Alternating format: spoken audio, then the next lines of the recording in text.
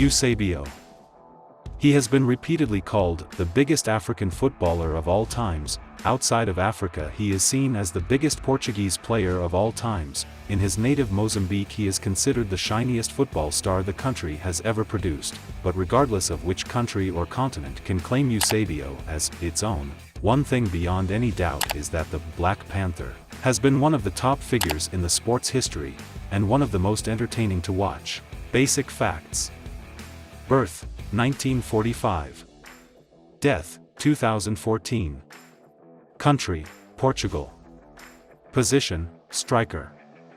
Clubs: Sporting Lourenço Marques, 1957 to 1960.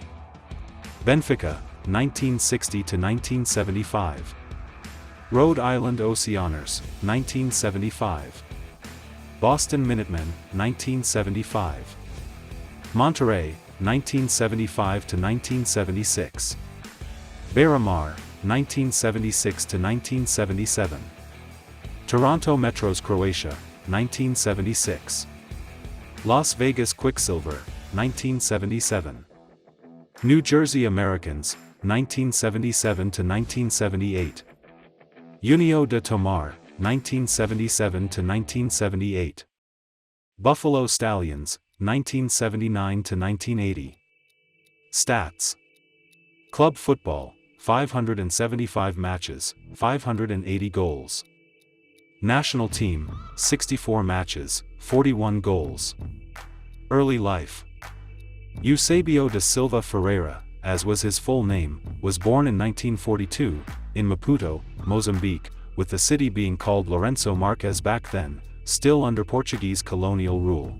His father, Laurindo Antonio da Silva Ferreira, a white Angolan railroad worker, died from tetanus when Eusebio was still an 8-year-old kid.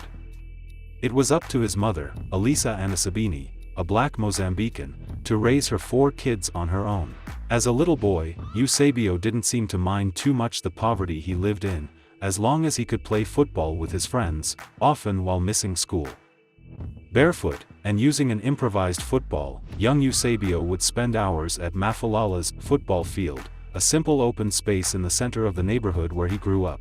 It is said that as a kid he used to be a fan of local club Grupo Desportivo de Lourenço Marques, a Benfica feeder team, which he tried to join, only to be turned down. Unlike them, Sporting Clube de Lourenço Marques, Sporting Lisbon's feeder team in the city, opened their arms to young Eusebio, and it was wearing their jersey from 1957 to 1960 that he attracted the interest of at least 2 huge European clubs, Juventus and Benfica. Juventus and São Paulo's loss, Benfica's gain. A Juventus scouter was the first one who spotted Eusebio when he was only 15 years old, but when he tried to convince his mother to let him move to Italy, she wouldn't even discuss it. A couple of years later, when a Benfica representative visited and told her that her son could have a bright future as a footballer, she did give her blessing to that marriage, accepting a handsome, by the standards of that time in what was a very poor neighborhood, amount of money. It wasn't that simple for Eusebio to play for Benfica though, since he had been playing for Sporting's feeder team in his home city.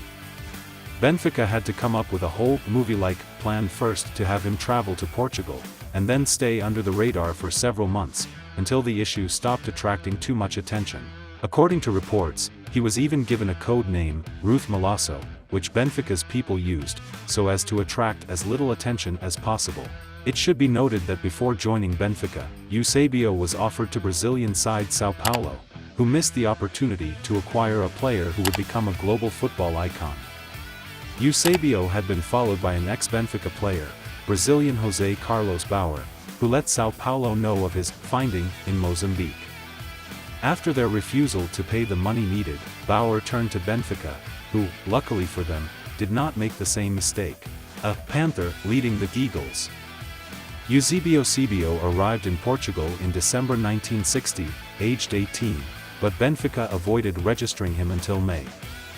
Once things with Sporting had calmed down, he made his debut against Atlético Clube de Portugal in a friendly game, in which he scored a hat-trick. His official debut was next month, in June, the day after Benfica had won their first European Cup, beating Barcelona by 3-2 in the final in Bern, Switzerland. Right next day, Benfica were scheduled to play a Portuguese Cup game against Vitória de Setúbal.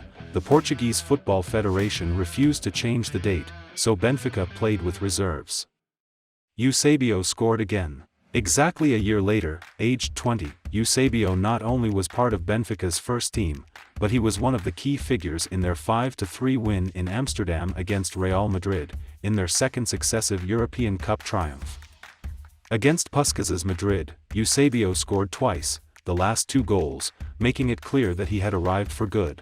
In his 15 years as a Benfica player, Eusebio, called the Black Panther because of his speed and his killer instinct, at his prime, it took him just 11 seconds to run 100 meters, won 11 championship titles, 5 Portuguese Cup trophies, of course the 1962 European Cup, and countless personal honors, with the Ballon d'Or in 1965 as proof of his rule. In the 60s, the summer he almost won Portugal a World Cup.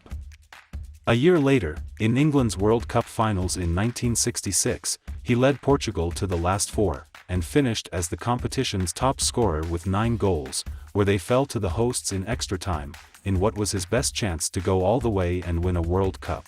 Aged 33, Eusebio put an end to his Benfica career, but kept on playing football for 5 more years, mostly in North America.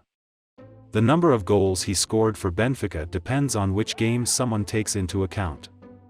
Friendlies included, he wore the Eagles jersey more than 700 times, and scored as well over 700 goals, most of them with his dynamite right foot, numbers that have not been surpassed ever since, and most probably never will.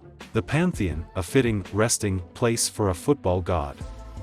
Eusebio died in Lisbon in 2014, aged 71, saddening millions of people in Portugal, his native Mozambique, and the rest of the world, both contemporaries of his who had the luck to watch him play, and younger ones who had grown up reading and hearing all about the legend that the Black Panther was. His death was followed by a 3-day mourning period declared by the Portuguese government, while the remains of the best player of all times, as the late Alfredo Di Stefano called him the day he died, were moved to the National Pantheon, Greek for all gods, in July 2015, a place where only the most important of the most important Portuguese citizens are buried.